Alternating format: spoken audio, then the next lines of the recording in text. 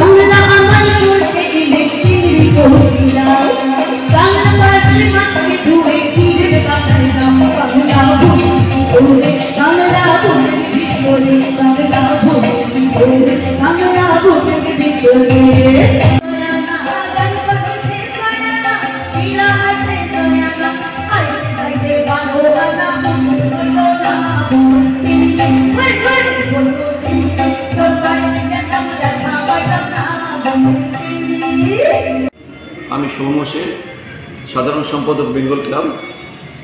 প্রায় প্রতি বছরের মতন এবারও আমরা পৌষ মেলার আয়োজন করেছি 2 দিন ব্যাপী। প্রথম দিন আমাদের বেঙ্গল ক্লাবের নিজস্ব প্রোডাকশন ছিল মান সম্মান নাটক, রেশমি চৌধুরীর ডিরেকশনে, এবং আমাদের মেম্বারদের সদস্যরা আমাদের বেঙ্গল ক্লাবের সদস্যরা খুব সুন্দর একটা উপস্থাপনা দিয়েছে, যেটা দর্শকরা খুব প্রেজ করেছেন। লাইট কলকাতা থেকে এসেছিল, 6 ঘন্টার টান নাটক হয়েছে। পৌষ মেলার আজ দ্বিতীয় দিন, সকাল থেকেই পৌষ মেলা শুরু হয়েছে।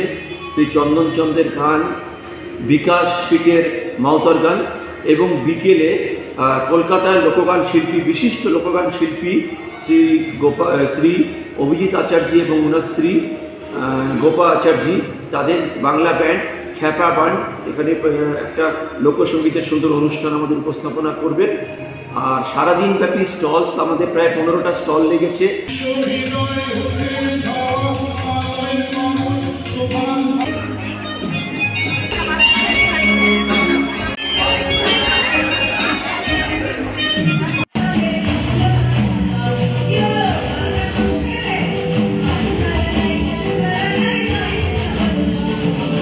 তুমি এসেছিলে পরশু, আজকে